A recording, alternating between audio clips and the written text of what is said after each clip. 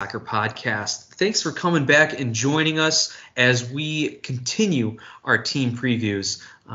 We also want to thank everyone on social media who has joined the conversation and giving us your feedback thus far. It's really appreciated. It's really great to see just how much the MLS has grown as a league, as part of the consciousness in the United States sports landscape, and just to kind of see everyone coming up and talking sometimes quite passionately and sometimes quite insulting about their favorite team and about other people's and ours opinions of their favorite team. So we're happy to see the conversation continue to grow. I'm once again joined by my good friend and co-host, Mike Guglielmi. Mike, you got a thick enough skin where we can handle some of these harsh Reddit and YouTube comments, right? Oh yeah, it's the bigger you get, the more keyboard warriors that show up, and you know what? That's fine. We're getting bigger, so bring it. Absolutely. We do our best, and we appreciate the feedback. And speaking of getting bigger, we peaked at the 47th rated soccer podcast on iTunes for the month of January. So we especially want to thank everyone who has subscribed, who's clicked on YouTube videos, who's gone to our website, www.sonsofapitchsoccer.com. Again, who's subscribed on iTunes, Stitcher, Google, as well. I think we're on Spotify as well. Like we're out there. If you listen to a podcast app, we're on it. And if you want to join the conversation with us, follow along on Twitter at SOP Soccer, on Facebook at Sons of a Pitch Soccer, and on YouTube, search for, go figure, Sons of a Pitch Soccer. With that, let's dive right into the soccer talk. Continue our team previews. I know, Mike, you spent a lot of time putting some notes together on the reigning Western Conference champion and Supporters Shield winner, LAFC. So kick us off with who has to be the early MLS Cup favorite, LAFC. Absolutely. LAFC, not a ton of movement this offseason, and why would you when you are the Supporters Shield champions and had a record-setting point total season? This team was fantastic and just came up just a little bit short against Seattle in the playoffs there. Players in for LAFC, forward Danny Musovski, a free transfer. Also, midfielder Francisco Janela, a transfer from Montevideo Wanderers. This kid is a young and up-and-coming, looks like he's got some great talent. Midfielder Jose Cifuentes from America de Quito. Also, goalkeeper Kenneth Vermeer, the transfer from Feyenoord. And midfielder Bryce Duke, the homegrown player. Players out. Lee Win is gone through the expansion draft. Goalkeeper Philip Ijmadu, his loan is expired. Defense Lamar Batista, option declined. Javi Perez, Peter Lee Vassell, both had their options declined. Steven Beitashour, out of contract. The solid right back, out of contract. Still sits out of contract, I believe, as a free agent. Don't think anybody's signed him yet. Forward Rodolfo Zelaya, mutually agreed to part ways, and goalkeeper Tyler Miller, also out of contract, who ended up going over to Minnesota United. Those are the players in and out for LAFC. Some really good talent in, not a lot of talent out, to be honest with you. Beitashour, it hurts, but that guy, he's getting older. As well, Zelaya didn't really pan out so much for LAFC over the time that he was there. Tyler Miller definitely hurts, but a lot of good talent coming in. Nick, what are your thoughts on those guys? Yeah, you hit it on the head that they have a lot more, a lot of good talent coming in to kind of replace some of these guys that are departed. Some of the household MLS names like Lee Win and Steven Beitashour, Tyler Miller especially, is going to hurt kind of their defense a little bit. But you bring in Yanela, you bring in Cifuentes, you bring in Bryce Duke, a homegrown. Those three guys, I imagine they're going to get a lot of opportunity under Bob Bradley, because you got an LAFC team who is playing in the CONCACAF Champions League, who is going to be playing and looking to win the U.S. Open Cup, who is going to be playing in all sorts of Liga MX type of exhibition friendlies as well. So LAFC is going to have a lot of games this year where these incoming midfielders are going to take the place of that Lee Win, where you see him come in maybe in the 60th, 70th minute and just try to spark the offense a little bit. Or if they're winning, Lee Win was really good at maintaining possession and kind of running out the game, running out the clock. So look for those midfielders to kind of have that same kind of role of Lee Win and make up for that loss of talent there. So that's kind of my first big thing that I noticed as far as players in and out. I'm not exactly sure who they're going to end up as their new goalkeeper. I know you have Vermeer in your projected starting 11, but I don't know how much. Yeah, it's if they. I guess if they're bringing him in from Feyenoord, then yeah. But we'll see how he fits in and adjusts to life in the MLS. Probably a little easier to transition if you're a goalkeeper rather than a field player. But hopefully there's not too much of a drop off at that position for them. We'll see if Beitashour comes back to the league. I mean, he had a pretty good couple seasons with LAFC recently. We'll see if he gets picked up somewhere, maybe as kind of that 23rd man depth piece. But hey, wish him well. He has definitely been fun to watch, and whatever team he's played for, he's produced. So it's been fun to watch Beitashour's career, and maybe we can get a few more seasons out of him. But that's kind of my overarching big picture type take on the LAFC roster. Like you said when you opened it, didn't have to do much. They were head and shoulders above the rest of the league last season. Absolutely. Now let's talk a little bit about the designated players. Who else doesn't really need an introduction? Carlos Vela, league MVP last year. Absolutely record-setting year. Most goals in the history of the league in a season. The guy's unbelievable. By far the best player in MLS right now. They're the new signings that have come in. Yeah, there's some decent names that have come in, a.k.a. Chicharito across town out in the suburbs there in Carson. But no, not even close. Right now, Carlos Vela is the best player in MLS, hands down, in my opinion. What do you think, Nick? I mean, do you think, is he going to get better? Do we think maybe a little bit of regression because that season was so good? What are your thoughts? Well, I don't want to say anything bad about Carlos Vela because I'm afraid Bob Bradley might show up and try to start a fight with me or throw some insults my way or if you remember how curt he was with some interviewers over the whole Carlos Vela, has he finally proven himself questions from last season.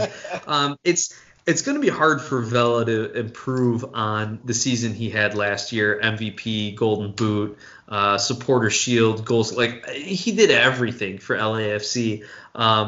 He's got to stay healthy. I think he's going to have to get other players involved.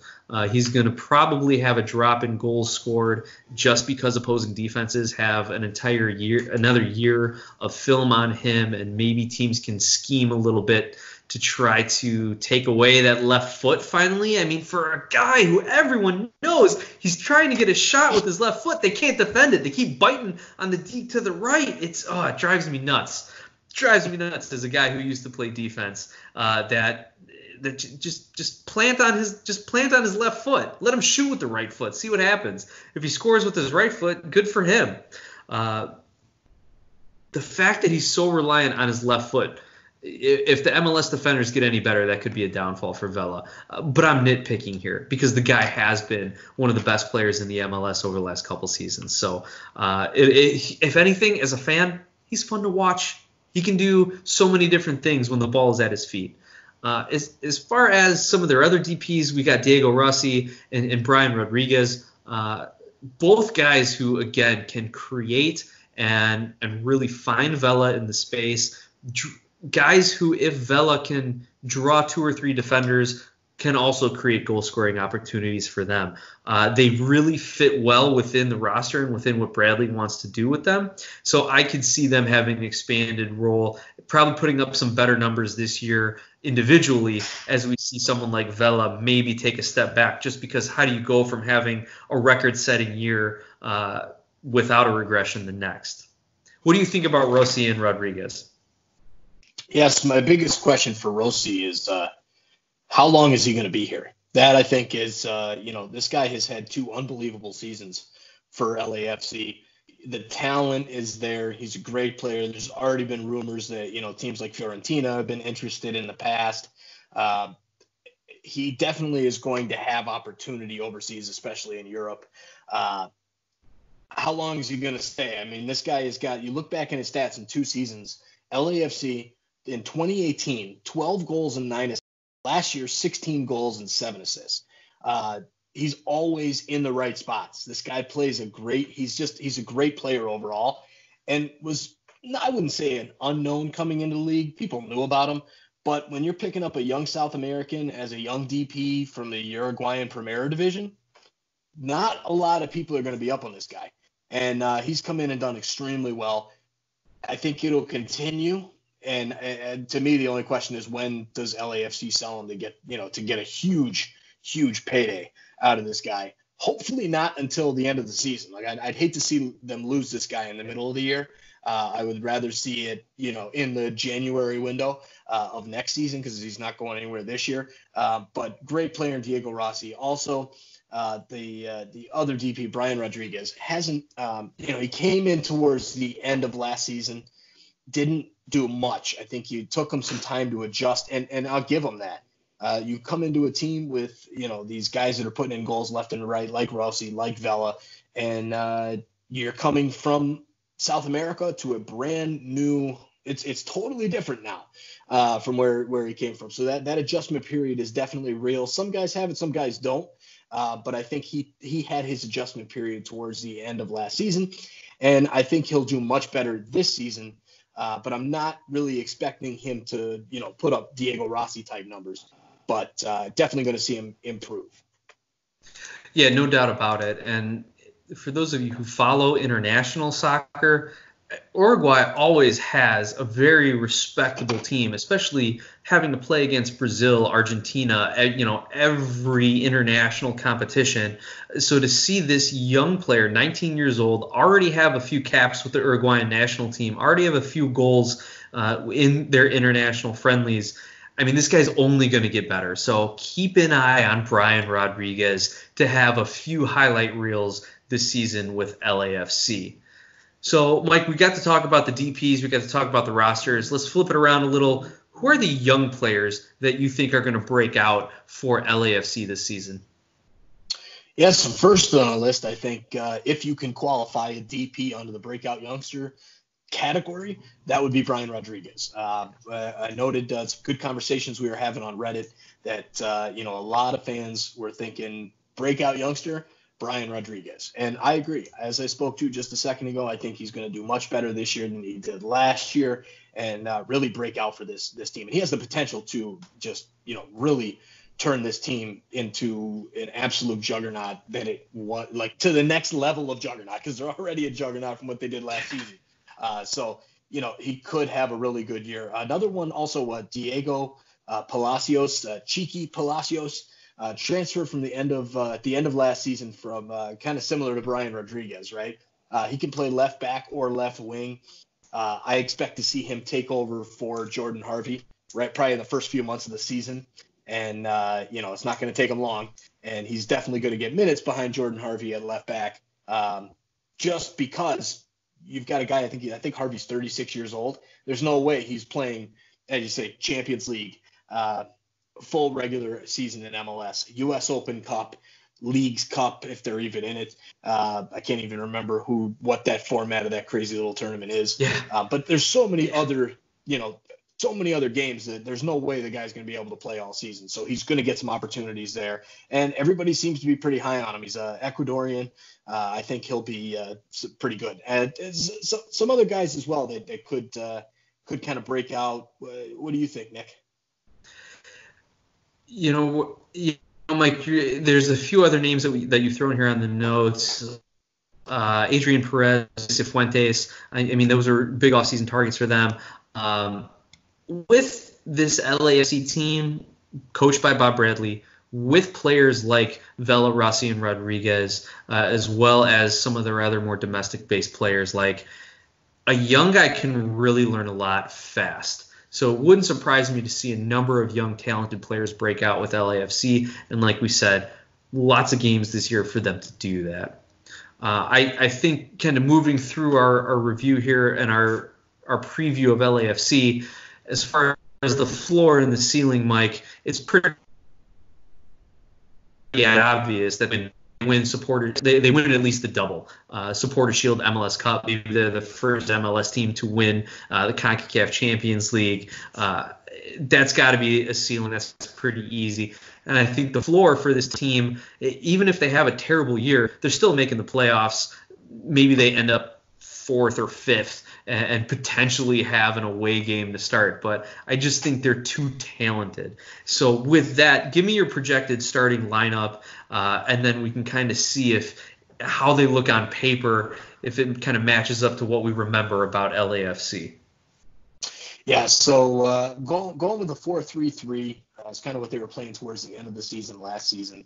Their last matchup against Seattle, they came out in that 4-3-3, played almost all of their games in 4-3-3. I think Vermeer takes that starting goalkeeper spot. A guy comes over from Feyenoord, he's not coming over to be a bench warmer. Jordan Harvey at left back, I think he'll eventually get replaced, but right now I think they'll have him kind of start. He's that starting guy right now. Segura and Zimmerman are the center backs. Tristan Blackman as right back. I think with Beitashour moving on, Blackman kind of broke out last season. There was a lot of talk about him being on that breakout youngsters list. I think he solidifies himself in that right back position. I'm going to go kind of a little crazy on this one. I think instead of Latif Blessing, I'm going to go with Francisco Janela, the new signing, the young Uruguayan, to start in that midfield with Atuesta and Mark Anthony Kaye. Then the three up front, Diego Rossi, Vela, and Rodriguez. No question on those three. That is what I see in that starting 11. Plus the depth that they have is very, very exciting. When you start talking about some of these young signings like Cifuentes that they brought in, and Palacios. I mean, these guys, the talent is just unreal on this squad. So I agree 100% with your predictions. I think a ceiling is probably even a domestic treble. I think this team could do it all, win Supporter Shield just because of the depth that they have, and win Open Cup. It's hard to do. Only one team has ever done that, but I think that could be the ceiling for this club if Vela doesn't regress. Floor, again, they're going to get a home playoff game. This team is too strong. They've got way too much talent. I don't see them, even with a bunch of injuries, I can't see this team falling apart and even getting an away playoff game. So those are my thoughts on that. Most important player, can you go anywhere else other than Carlos Vela, who was the reigning MVP of the league? I can't. To me, he's the most important player. Well, for the sake of argument, and maybe not even for the sake of argument, like you had a lot of guys saying that Atuesta last season was even more important than Vela. Like Vela was there to score the goals, but it was Atuesta that was there to kind of feed him, to set things up, to get the other players involved. So I think there's an argument to be made for Atuesta, but you're right. It's hard to say Carlos Vela isn't their most important player. Yep, absolutely. The first game for LAFC is going to be in the CONCACAF Champions League. They are heading down to Mexico on February 18th to take on Club Leon. I think this is going to be one of the better matchups in CCL in that first round. You got Liga MX. They were the lucky MLS side to draw a Liga MX team. So it's going to be interesting to see how they treat this tournament. Of course, they're going to say all the right things. They're going for it. Do you think Bob Bradley is really prioritizing this as, go after it, we're going to win this championship kind of thing? Or is this kind of a, hey, let's use this as preseason. Let's see how we do. If we do well and we have a chance and we find ourselves in the semis, go for it. What are your thoughts? I mean, it's hard to get in Bob Bradley's head, and I don't know if I'd want to. It sounds like a scary place. But if it were me, I would be going for this. Last year, you already set every record, and you came away with one trophy. This year, I would go for CCL, win that, then make the playoffs, because you can kind of manage your squad's minutes based on how well you're doing. And we talked about the talent, the depth they have. make the playoffs, get a top 4 seed, and then go for MLS Cup. It's extremely hard to repeat as a Shield winner. It's extremely hard to continue at that pace that they had last season, a record-setting pace, 85 goals, like over 2 points per game average. I think it would be a drain on the club and just an unrealistic expectation to try to do that again. They've already done it. They've already proven to be the best regular season team in MLS history. So go win a couple trophies now and show everyone that it's not a fluke, that you can win the big games. That if it were me, that's what I would do, Mike. All right, I got to agree with you there. I think to be the first MLS team to win CCL is going to be something that all these teams have to be shooting for. And I'm talking about every team that goes into this tournament, in previous seasons, in future seasons. That's kind of the big monkey that's left, right? So I say go for it. They've got the talent. Should be excited. I'm really excited about it because that's probably one of the first games that we're going to watch all year long is going to be that matchup, and it's going to be a hell of a matchup. So with that pretty much wraps up our LAFC preview. Do you have any other news and notes on LAFC you want to give up? Nothing right now, but probably still more to come before that first game. So keep your eyes on the wire, keep your eyes on the web, keep your eyes on the Twitters, and we'll fill everyone in as we continue this off season. And with that, now we move into the second team that we're previewing tonight. It is February 3rd, so maybe there is a little bit of change as these episodes get released. So please don't jump down our throats if we miss a signing or something like that we don't know what we're talking about. Let's get back to Orlando City SC, and I apologize in advance if I make any jokes at the expense of this club. So one of the biggest things to note about their roster is their new coach. Oscar Pareja, the former FC Dallas coach, is now coaching Orlando City. He had a brief stint in Tijuana. Now he's back in the MLS.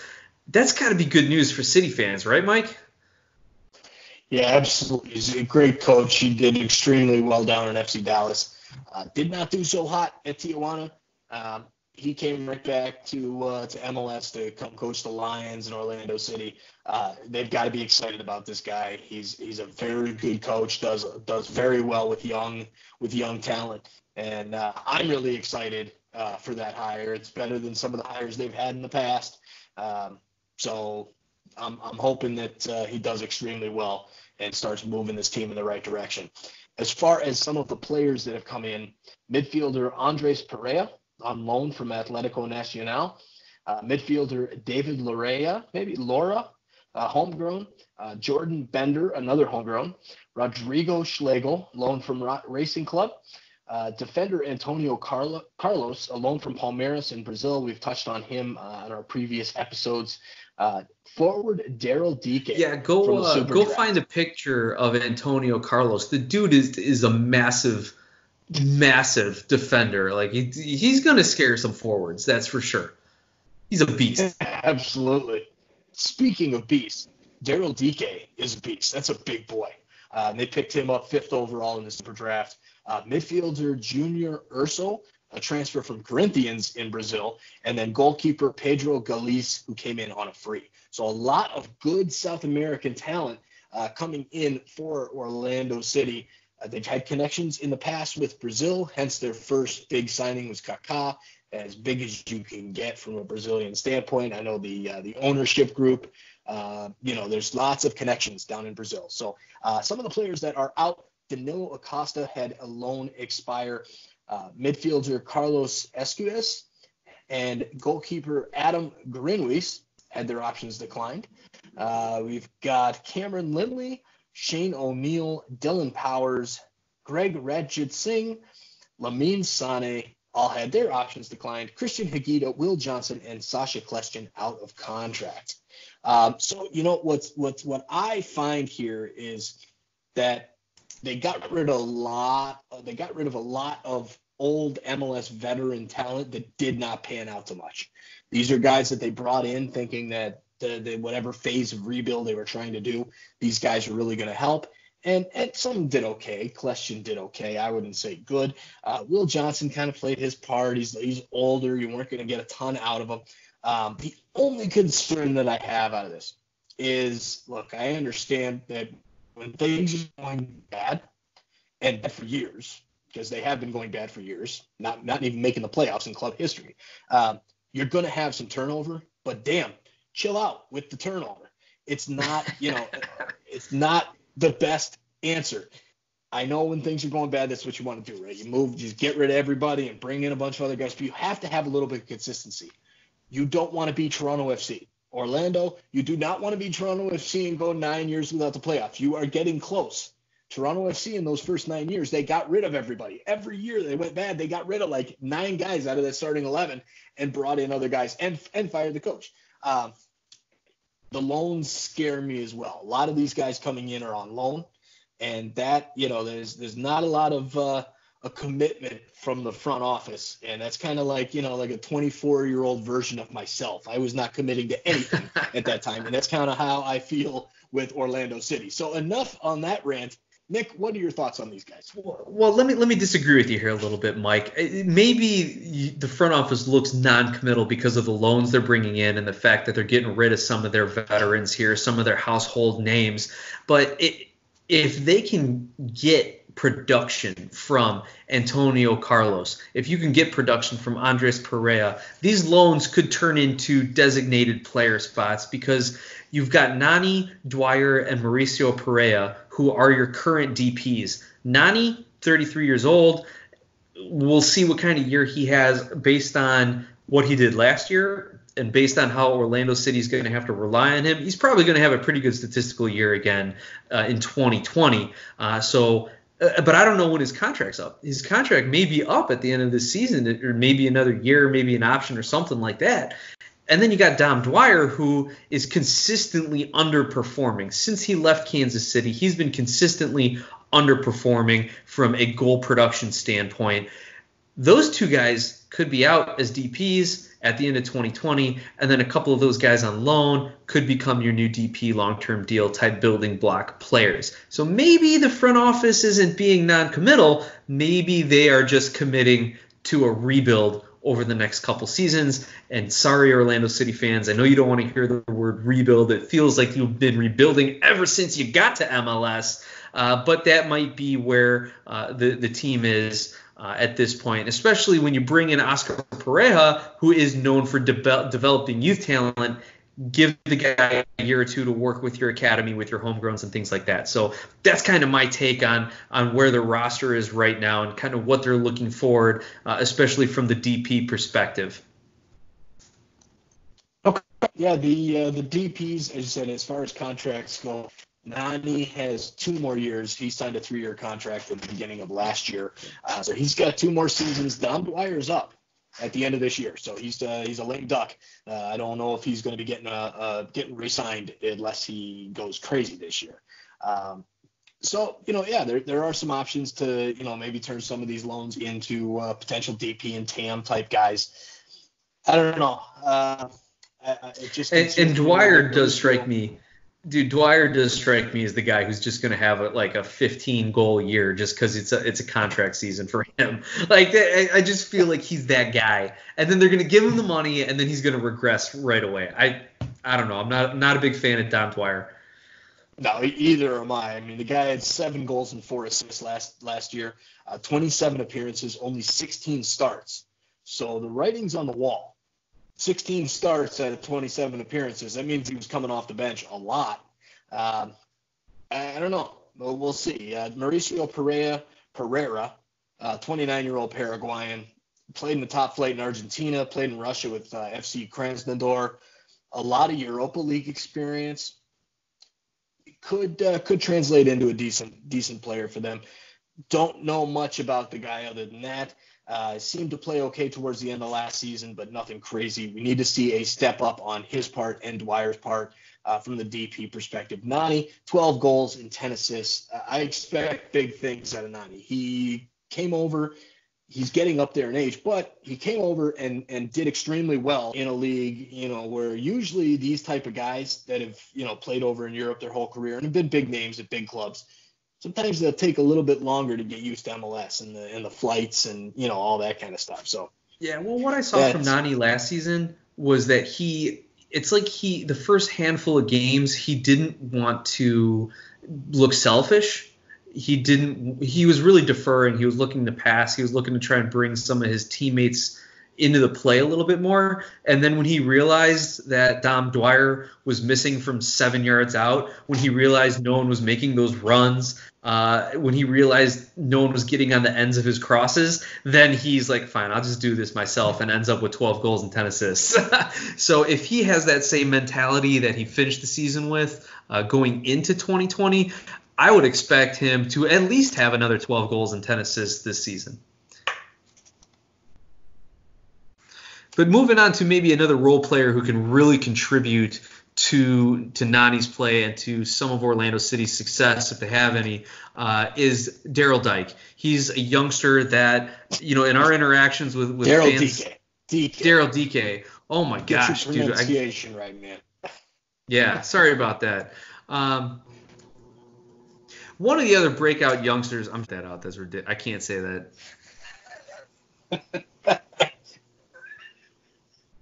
Yeah. Let's just okay. So one of the other breakout youngsters that I expect to take on a bigger role, especially if Nani can get him involved a little bit more, Daryl DK. He is the brother of Bright DK. For those of you who may know his career, I actually don't know much about him other than kind of a few notes we put together on Daryl. He was the number 5 pick in the draft. Probably could have gone number 1 because he is a big physical player. And if he has a big year, which I hope he does, they'll probably end up releasing Dwyer or maybe trying to move Dwyer in the summer transfer window. But Daryl DK, a lot of Orlando City fans are really high on him. We've seen a lot of buzz on social media about DK, and I am encouraged for Orlando City because of this signing. Or because of this draft pick, really. Mike, what do you think? And how much do you know about Bright DK? Is that going to have an impact on Daryl? It might. There's a lot of age gap between Bright DK, his brother. I think he's like 33, and this young guy, is just getting out of college. He could have went number 1 overall. Bright DK had a decent time in MLS, was playing for the Nigerian national team. He was actually with Toronto FC right before, I believe, the 2014 World Cup. And then he was going to be on the team for Nigeria, and then he got injured and had to miss out. Something you can actually find it on Toronto FC's, his kind of claim to fame is on Toronto FC's YouTube page. You can see under their most popular videos is when he was kicking the ball and he shanks a shot and his shoe goes flying from outside of the box into the goal. And it got millions and millions of views. So that's this guy's brother. But anyways, that has nothing to do with this kid's talent. Definitely has a lot of talent, big physical player. I think he will really solidify that depth. I don't expect him to, take over a starting spot in year 1, but I think he's really going to break out, score maybe 8 to 10 goals, and really kind of take that next step for that Orlando City front line to allow them to get rid of a guy like Dom Dwyer. Some of the other guys that really were, bringing a lot of attention on social media, mostly through Reddit, is João Moutinho, the former number 1 overall pick of LAFC. He is now with Orlando City as well. You've got, this Michel come in, I think Benji Michel to come in and do well. Jordan Bender. There's a lot of young talent on this Orlando City team. Not to mention, not really a breakout youngster, but a guy who broke out last year in Chris Mueller. This guy, he scored a lot of big goals for Orlando, and I don't know if he's going to break the starting 11 because he did come in so much towards the end of the games and do extremely well towards the end of the games as a sub. So a lot of good young talent there. I really like Daryl DK, and Orlando City fans are really, really excited about this kid, as they should be. So given all of the roster movement, as far as a projected starting 11, Orlando City kind of finished the year playing a 4-3-3, so that's what we're anticipating them to come out in. I mean, we'll see what Pareja wants to play. But looking at a 4-3-3, we're looking at Galice in goal, back line of Miller, Jansen, Carlos, and Ruan. The midfield three, Pareja, Urso, and Pareja. And then finally up front, Nani, Michel, and Akindele.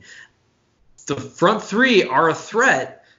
Can the defense hold? Can they get distribution up front? And can the three strikers find the back of the net? That's kind of my take on it. We'll see if Dwyer can get back into that starting lineup and be a consistent goal scorer for Orlando City once again. Yeah, I think the attack probably is not even their most concerning spot to me. I think it's the midfielder, the midfield three. We don't know a lot about Junior Urso. We don't know a lot about Pareja. These are new signings. They have the experience from these other clubs that it seems like they'll be able to come in MLS and do well. But just to note your pronunciation there, you went through, it was Pareja, Urso, and Pereira, not Pareja again. So there's not two Parejas on each side of Urso. But it sure looks like it because they're damn near spelled the same. But yeah, we've been recording, about an hour's worth of material here. Give my tongue a break, all right? An hour, man. We've been here about over almost 2.5 now. Oh God, my wife is probably going nuts. Most important player for me is Nani. I mean, he is the face of the franchise. He has to have a big season. Probably even better than he did last year with the 12-10, and just continue to grow and take that full year of experience in MLS and make it the next step in the process to do even better. That's kind of my thoughts as far as that. I can't see anybody else being the most important player for Orlando. Do you? No, unless you want to talk about Pareja being the most important person on the field for them. Right. But yeah, it's got to be Nani. And if Nani can play to his full potential with Orlando City, if their strikers can find the back of the net, if Michel takes the next step, if Tesho Akindele takes the next step, if we see Chris Mueller as a super sub coming in the 65th minute of every game, finding the back of the net and helping things out, like if everything goes right, if Dwyer has a resurgence, if the defense figures it out and shores it up, I could see Orlando City ending up, 4th or 5th in the Eastern Conference, making the playoff for the first time. If some of the other teams fall off or if they steal some points from some of the top seeds, maybe they could squeak into that 4th seed. As we saw from last season in the East, everything was really tight and really came down to the last it really came down to decision day. It was a true decision day for a lot of teams in the Eastern Conference, that last regular season game. But if Orlando City's downward trend continues, if Pareja needs more time to get the team gelled together, if Nani kind of mails it in, if Dwyer just says whatever, I'm not getting a new contract with these guys, if the defense is as leaky as it could be, then we're looking at a bottom tier Eastern Conference team, no shot at the playoffs. That's my floor and ceiling. Mike, do you agree? Do you disagree? And what do you think we can expect from their opener against RSL? Yeah, I mean, I'm excited to see what they do against RSL. Kind of I would say, even level team to them. I agree. I think the ceiling is just really making the playoffs. Maybe like getting an away game, 5th, 6th seed in the Eastern Conference. Just make the playoffs. Orlando City fans, you're in the same boat I was a few years ago as a TFC fan when we had made the playoffs in 9 straight years. That season, I didn't care. Just make the damn playoffs. Yeah, they got blown out 3-0 in the first round, and it sucked, but I was still happy that they even made the playoffs. I think that is the focus for Orlando City. Just make the playoffs, get in, then we'll see what can happen. That's the first step in the team. Well, hey, fans, thanks for sticking with us. We've got one more team we're going to preview in this episode, Nashville SC. That's right, Nashville Soccer Club. a team that is brand new to the MLS, an expansion club. We've known them from USL, but obviously this is a brand new franchise in the MLS. Mike, how did you go about putting together some of these notes for an expansion team that we're trying to preview before their first ever MLS season? You know what? It's really hard. I've been following MLS for about, 12 years or so. And it's really hard to put together a team preview of a team that's never played before. Obviously it's all players in except for somehow they managed to get 2 players out because of the trades they made from the expansion draft. But it's really hard to even kind of fathom what is this team going to look like, what formation they're going to go with. Yeah, you can go with the coach and his previous experience with the USL side. Maybe he's going to coach the same way. It depends on what kind of talent he has, what the type of team that they've built. This is a brand new team from that USL side. So a very, very interesting. So fans, take it easy out there. If we get it wrong and you have more information than we do on this, please let us know. Give us the feedback because, I know nothing about this team. Just going by the little bit that we can find out there as far as the players they've brought in and out. So let's get started on those players in. We've got forward Daniel Rios on a free, Cameron Lancaster, midfielder Derek Jones from Philadelphia, David Akam from Columbus, who was previously with Philadelphia and Chicago, Anibal Godoy from San Jose, Hani Mukhtar, their big DP signing, was a transfer from Brøndby over in Denmark. Randall Leal, the transfer from Saprissa, who's getting ready for their Champions League tilt against Montreal in a few days. Dax McCarty, the trade from the Chicago Fire.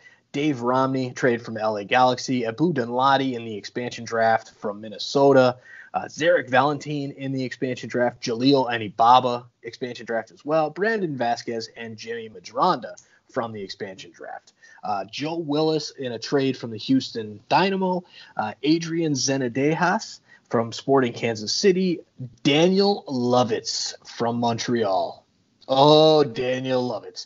Anybody who is listening to this preview, go ahead and listen to a few previous episodes, especially where we mark some USMNT information, and that will let you know plenty about how we feel about Daniel Lovitz and his adventures along the back line for the USMNT. Anyways, moving on.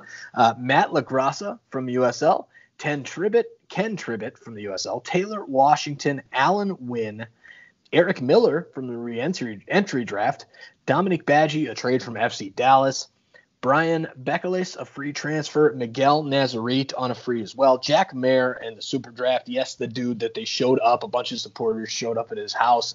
That was really awesome. I liked it a lot. They had to have confirmation that he was going to be available at number 2. They had to, because there's no way they were driving a bus there and then find out 5 minutes when they show up, 5 minutes before they get there, that they got, that he got picked up by somebody else. Brian Anunga and Winston Reed on loan from West Ham, the New Zealand captain. Not official, but it's probably going to happen. Lots of reports on that one. And then, of course, the 2 players out that I alluded to were from the expansion draft. Zarek Valentin was traded to Houston, and Brandon Vasquez traded to FC Cincinnati. Okay, I need to catch my breath, Nick. That's a lot of players in, but what would you expect when it's an expansion team? What are your thoughts on these players that they've brought in? There's a lot of guys there. Oh, no doubt about it. And because of the fact that they're an expansion team and they got to select players in the expansion draft, the re-entry draft, and all this, you've got a lot of kind of well-known MLS names. A couple of the big ones that stand out, David Akam, looking for redemption after maybe not the best stint in Philly, coming off of okay performances in Chicago. And then you've got Dax McCarty coming in on a trade from Chicago. He was an integral part of the Chicago Fire last season, really the leader on the field. I think he was wearing the captain's armband for most, if not all, of that season. Yeah. And we kind of teased the Chicago Fire organization saying, gosh, if old man Dax McCarty is your best player and having a great season, then maybe you're not doing so well with the rest of your roster. But Nashville is really going to look to Dax McCarty to help establish their MLS club culture, to be a leader on the field and in the locker room, and he could have a major impact on how this Nashville franchise kicks off their MLS career.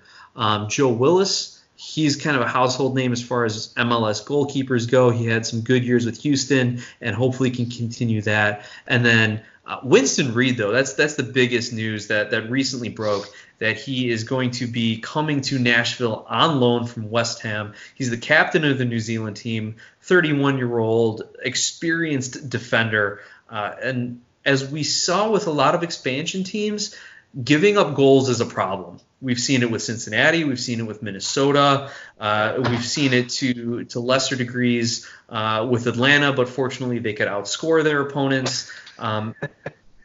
The fact that they went out and are trying to get Winston Reid on loan, and it's reportedly going to happen, we'll see exactly what the details are over the next few days, that really could help them not become one of the worst expansion teams in MLS history by just kind of shoring up the defense and having a guy that experienced and that talented to kind of running things along the back line. So those are the big names that stand out to me. The fact that they've already flipped Zarek Valentin and Brandon Vasquez shows that the front office knows what they're doing. They're making good business moves. They're making good roster moves. They didn't take a lot of guys from their USL team. There's a handful of them that are on the roster, most likely going to be for depth as well as to keep some of that goodwill amongst the fans, because the Nashville supporters have been extremely passionate over the last several years about getting an MLS franchise. They've turned out to an excellent USL team, a well-managed, a well-represented USL team, and now they're going to bring that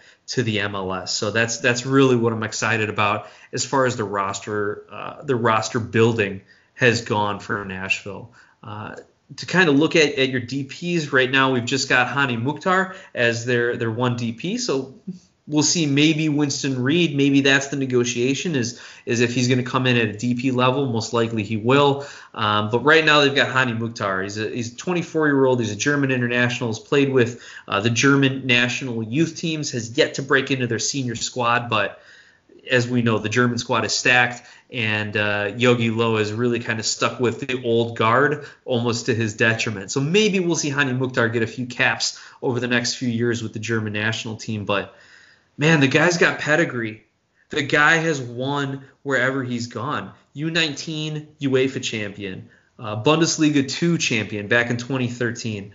He's won in the Austrian Bundesliga. He's won in the Danish league. So he has won everywhere he's gone in Europe. And now to have him come over and be your face of the franchise, to be your central striking figure for your expansion team in Nashville, it's a lot of pressure on him, but I think he can figure it out, Mike. What do you think about the DPs and some of the other roster building they've had now that you've gotten to catch your breath a little bit? Yeah, I'm excited about Mukhtar. I think he can be a good number 10 for Nashville. As you say, the pedigree is there of winning. He's a winner. He won, you went through the list. I mean, this guy just winning a UEFA Under-19 championship with Germany and being on the team of the tournament, that is very, very, that really sets a good tone for a guy who could possibly lead the team. Do I expect him to be the captain? I really don't know. I don't know what it looks like in training camp right now. I don't know who's really stepping up to lead that team, but a guy who wins like that, there's a good chance he could be there. You look at Red Bull Salzburg and the time that he had there. I like the signing. However, I do want to see more DP level signings. You need 3 to compete in MLS these days. And I would really like to see them, bring somebody else in. Winston Reid, might be there along the back line. Could be a DP type loan deal, but they need to spend a little bit more money. They've got the talent as far as your MLS veterans, right? I think all of and you look at Inter Miami, and they're kind of similar in that there's a lot of MLS veteran talent that's there, and that's very important for these expansion sides. But they need to spend a little bit of money. You're coming in. This is the beginning. You're coming in. I like the way LAFC did it. I like the way Atlanta did it. They spent some money and they're winning right from the get-go. They were winning. I think we're going to see Nashville kind of take the Minnesota route, the slower route, the Cincinnati route, right, where you're not spending a ton of money, and see how it goes. I don't know, but I would like to see him bring in at least one more DP, if not both spots, to fill that up. But overall, I think the roster build has started out okay. Just would like to see a couple more big names. They do have some good young talent. Yeah, what's interesting to me is they're kind of, in signing Hani Mukhtar as their first designated player, they're breaking that kind of recent MLS trend of going young South American or trying to find strikers who are playing in Mexico, as we've seen a lot this offseason. They went for a proven European player, and we'll see what dividends that could play. Maybe their next DP signing is a young South American playmaker that can help work with Mukhtar and set him up and feed him and distribute to him so he can find those goals. But at this point, you're right. Strong MLS veteran presence, European DP, young striker. It looks like it's a slow build. It looks like it's the Minnesota approach. You mentioned some youngsters, Mike. Who do you think can break out and become the next big thing for Nashville? Yeah, so the first one on the list to me is Derek Jones, the guy that got in the trade from Philadelphia Union. This kid has been involved in the U.S. youth national teams at every level. And I remember watching his debut in Philly, and he played a great debut. I like this kid's talent. He's great on the ball. I think he can really take that step. I was waiting for him to take that step with Philadelphia. It never happened, but I'm really hoping it comes through Nashville. I think it really can. And a lot of social media, about this guy too, thinking that he's going to be the guy that's going to be the breakout youngster for this team. In the midfield, they've got options in the midfield right now, but I think he can get some minutes there. So that's kind of number one. Number two, I would say Miguel Nazarit, a Colombian under-23 center back. I think, they've got some MLS presence along that back line right now, the MLS experience. But I think that, the fact that this kid's young and a Colombian youth international, I think he'll be able to take over somebody like a Romney that's fighting for one of those spots along the back line. So also, the Rios, they had some time with the Nashville USL franchise, came up. Maybe he's, one of those guys that could possibly come up. Also Leal, the winger from Saprissa, he might surprise some people. He could be, he could come into this league and do extremely well. He's a young talent, was playing well in the Costa Rican league. So maybe there's an opportunity there as well. So they've got a lot of young talent on this team. They're going to have a couple guys break out, that's for sure. It's just what kind of level are they going to break out, and are they going to, really be going to be able to help this team move forward? Yeah, and again, it sounds like, a lot of question marks, a lot of, well, this guy could be good if that, this guy could be good if that, and I guess that's just the nature of an expansion team. But we're trying to put together a projected starting 11 here. We're gonna go with a 4-2-3-1, as that seems to be a very popular formation, and the way the players on the roster are, it kind of lends itself to that. So I'm thinking that you have Willis as your starting goalkeeper. He's got the most MLS experience, and the other two goalkeepers are relatively young as far as goalkeepers go. I think they're no more than 24 years old. With Joe Willis, maybe not the best MLS goalkeeper, but the most experienced. So he's going to get the start in our lineup. As far as a back four, Bekelis, Anibaba, Romney, and Lovitz. Again, we're not sold on Lovitz as a USMNT player. Probably is a better MLS left back, but again, coming as an experienced player, he'll probably get the start. Your two defensive midfielders, McCarty and Godoy, and then your three attacking midfielders, Akam, Leal, and Mukhtar, with Baji as the lone striker up front. So with that as kind of my projection, Mike, I'm going to ask you, where does Abu Danladi fit in? The player from Minnesota who has had, not a lot of offensive stats with Minnesota, but a lot of opportunity with Minnesota. Can he break into the starting lineup, and what other changes do you think you would make to that projected 11? I think he could break in over Baji, but Baji's kind of that consistent guy who's going to give you like 7 to 10 goals every year. And Abu Dalati has proved he's had some moments of greatness with Minnesota, but he hasn't proven to be consistent. And I think right now with this roster that they have, they need that consistency out of Badgie. But he could take over there because he does have he's younger. I thought about him for the breakout youngster list, but I think he's already probably broken out. He was second. I think he was second overall draft pick, maybe even first overall. And I think he's kind of already there because he's had enough playing time as a starter. Another thing that I like is Bekeles, right? The left back, I believe it was. He came over. He's had a lot of appearances for Next Casa in Liga MX, and then as a Honduran international. 66 appearances with the national team for Honduras. He's been with them since 2010, so it's a veteran international presence there along that back line. So I think that will bode well for them, especially if they can pull that Winston Reed in there, which we can't put in the projected 11 because it's not officially official as of yet. But yeah, that's I think the biggest question too is David Accam. Will he get anywhere close to the type of form that he was in 2017 with Chicago, or 2016, 16 or 7? I think it was 16 with Chicago. If he can get back there and even close to that, then he's going to be huge. If he's the guy who went to Philadelphia and didn't do much, I think he scored like 1 goal all year. If he's the same guy that went to Columbus and didn't do anything, it's not going to work for them. So I think that's a big question mark for them. But yeah, a projected 11 on a squad that's never played a game before is a very tough thing to do.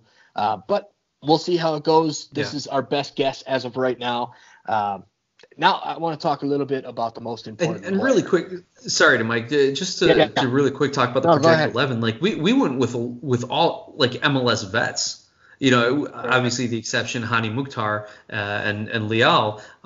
It wouldn't surprise me if Coach Gary Smith put a couple of the USL players, or at least one of the USL players, in the starting lineup, either as a nod to the fans or as someone who can help develop the style of play that he's already known for in the USL. So, again, who knows what will happen, what's going on in training camp. If anyone out there in Nashville has been privy to any of that information, shoot us a message, let us know, and we'll work it into some of our next episodes. But we went very MLS vet heavy in our starting lineup just because it's a known product for us. But go ahead, Mike. Most important player. Yeah, so the notes that you put in on this one, I'm going to let you take this. Who's the most important player for Nashville? Sure. So my notes state that the most important player is the stadium and the DP. So obviously Hani Mukhtar is brought in. They're going to build around your DPs. That's kind of the vision that you have for your team. Those are the kind of DPs that you sign. So we'll see how well Hani Mukhtar does. And if he does well, I think Nashville is going to have a respectable expansion season. But the other thing I say is the stadium. And the reason I say that is because it's come out recently that the newly elected mayor of Nashville is now going back and not allowing the demolition to begin on the stadium site. The prior mayor and his organization had worked out deals with Nashville SC and with the MLS that they would approve everything, that they'd get the stadium set to be built. And now the current mayor, at least according to a joint statement released by Nashville SC and the MLS, is now not granting the necessary permits and approvals for the team to begin demolition on the site and begin constructing the site. MLS told the mayor of Nashville the biggest reason, if not the only reason you got this franchise, is because you committed to building a soccer-specific stadium. So there has been some far-flung theories that if Nashville can't get a soccer-specific stadium built, that MLS could pull the franchise from Nashville. I think that is not going to happen, because then you're going to have a lot of hate directed against the mayor and against MLS. So I don't think they're going to pull the franchise, but it definitely does not look good for the league and for Nashville to have this kind of I don't know, you want to call it a scandal, to have this issue hanging over the league's head where, hey, yeah, we're going to build you a stadium, give us a franchise, here's your franchise. Oh, nope, now you're not going to get a stadium. Not a good look, Mike. Yeah, not a good look. It's not happening. Not a good look at all, but it's not happening. They're not going to pull this team. Maybe I would think that they might do something like that if it was like a requirement for every club in MLS to have a soccer-specific stadium. But as you've been seeing with Atlanta, supposedly it was. Well, right? No, I know. But and you've got a team like who else just came into the league that that's a soccer-specific stadium. Right. Atlanta, Cincinnati was playing at Nippert. Right. So Cincinnati was playing at Nippert, but they're building their own stadium. Right. And look, the Chicago Fire. They had a soccer-specific stadium, and now they're moving to an NFL stadium in Soldier Field. So I maybe I would even contemplate this craziness if that was the case, but it's not. They've already done this. It's not happening. They're not revoking a team from Nashville. It's not going to happen. So rest easy, fans. There's no way. I mean, well, never say never, but I mean, I like the hashtag on this. And, since this video is going on YouTube, I'm not going to use the exact term, but build the effing stadium. Absolutely. Get it done. Look, Mayor, I understand his platform and what he's trying to say. He's not for, taxpayer-funded help to these corporations. I get it. I get that standpoint, but it's done. All right. It's been done. Things were put in place. I get you want to flip the previous administration stuff. That's what these, politicians do. But build the damn stadium. Let's move on with it. The team is already here. There's already a bunch of fans who are extremely involved with this club and this organization. Get it done. Make it happen. And let's move forward with Nashville SC. So if the stadium gets built, if the starting lineup goes well, if Mukhtar becomes a star goal scorer, if Akam finds his old form, if McCarty dips into the fountain of youth, if all these things happen, I think the ceiling for Nashville is that they end up with a low playoff seed. I don't think they're going to be competing for the top of the East, but I think the East is level enough. There's enough parity in the East, and if a few teams like Cincinnati and Montreal and Chicago continue to struggle, then a really good year for Nashville could find them in, maybe the 6th or 7th spot in the playoffs. Then again, there's the other side of the coin, where if everything just falls apart, if they can't get the roster to gel, if it's a resurgent Eastern Conference, if everything goes wrong, Baji regresses, Akam struggles, Mukhtar can't figure out the MLS travel schedule or what time zone he's in, then you get a repeat of FC Cincinnati last year, and you're flirting with one of the worst teams in MLS history. Or if there's stadium struggles and they end up playing at a local college, or they got to play 20 away games in the season or something like that, that could really have them repeat in FC Cincinnati. Those are my thoughts on it, Mike. What are your thoughts, and what should we expect from their opener? Yeah, I think you're spot on there. I think the best case scenario is make the playoffs. I don't see it happening, but if everything goes right, they can get it done. And the floor, yeah, it's not pretty. It could happen. And then what to expect from the opener? It's Atlanta. This is the rivalry, right? Like, this is what they're tabbing to be, the Southeastern rivalry. What about Orlando City, Mike? Close enough. What about Orlando City? Not a rivalry. Remember? What about Nashville, Chicago? You can already play off of some other sport rivalries there. Oh, Nashville, St. Louis. Wait till St. Louis gets in the league. Yeah. Oh yeah. Yeah, but they're trying to play it up as a rivalry. And of course, we have discussed that numerous times in the past about the manufactured rivalries for Heineken Rivalry Week of MLS. So, first game against Atlanta at home. Apparently, they've already sold a bunch of tickets. It's getting pretty close to sold out for that opener. So if you haven't bought tickets yet and you're a Nashville fan, do it. Get out there, fill that stadium up, and hope for the best for this season.